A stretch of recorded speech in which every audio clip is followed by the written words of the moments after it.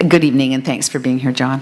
Thank you very much, Madam Chair, or Lois, and members of the panel. It's a pleasure to be here this evening to address this very important issue. Unfortunately, I have to say, the more I listen, the more I hear, the more skeptical I am becoming.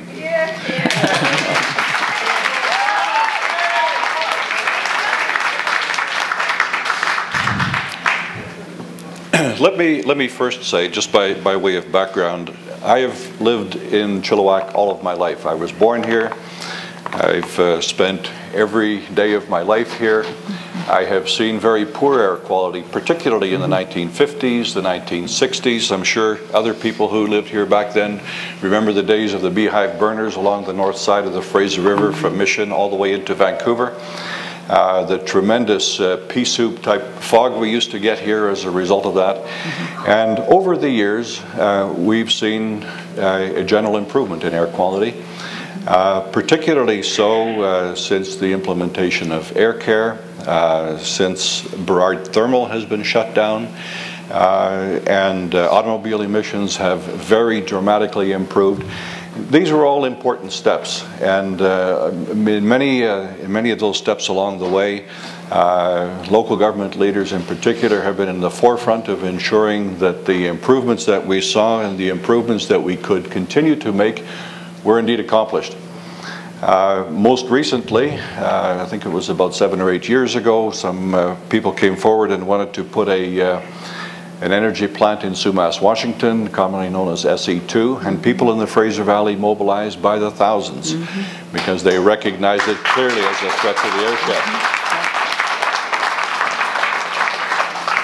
And so, you know, you talked earlier, Madam Chair, about setting the stage for our children's children. We too are very interested in setting the stage for the future of our children and their children.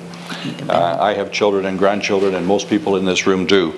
And so the quality of the air that we breathe is very important.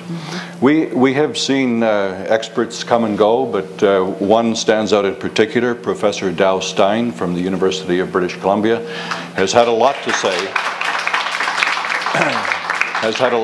About air quality. I think he's one of the most learned people around when it comes to air quality issues.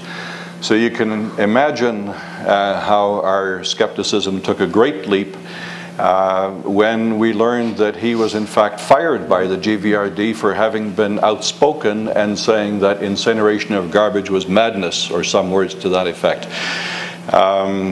I was most alarmed to see that development. It seems to me that if you're going to propose a certain solution, you ought not to be afraid of a wide-ranging and open debate.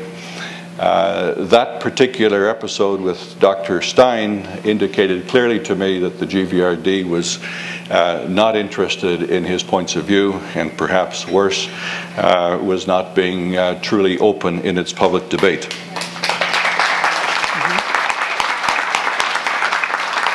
The other thing I would suggest is that if you're going to be persuasive in terms of the public anywhere, you need to be precise in terms of what exactly it is you're proposing.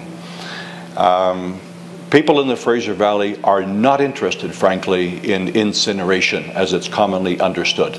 Not interested.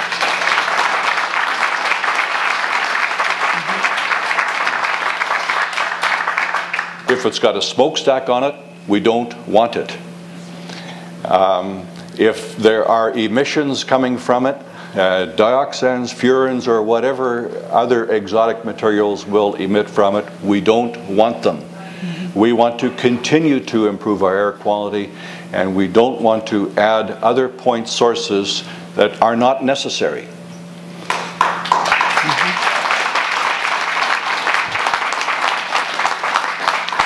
The other thing that causes me great concern is the practicality of all this. This is a very nice presentation. Yes, it costs a lot of money, I'm sure, but it is a very nice presentation. But I'm thinking ahead a little bit in terms of the implementation of all of this. This is hundreds upon hundreds upon hundreds of millions of dollars. Not only to build the facility that will accomplish this, but also the district energy program. That is very expensive. You're talking about an entire new regional utility. I would say to the taxpayers of the Greater Vancouver Regional District, be very afraid. This could really hit you in the pocketbook.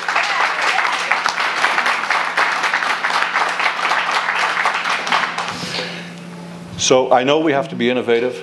I know we have to meet various challenges, dealing with solid waste and other things. But in terms of a challenge, I have a challenge for you. As you meet your challenges, just meet this challenge as well.